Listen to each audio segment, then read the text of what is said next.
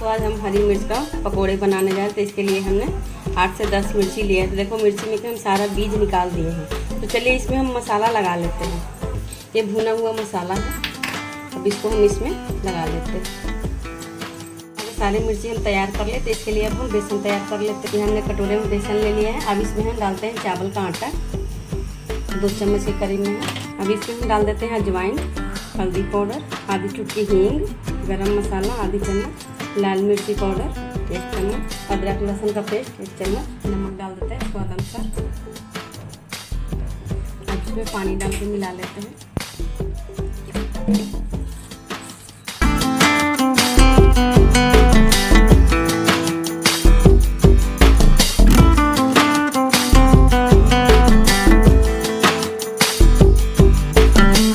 मिर्ची के पकौड़ा और चटनी बन के हो गया रेडी। अगर वीडियो पसंद आए तो लाइक करना, सब्सक्राइब करना, कमेंट में बताना।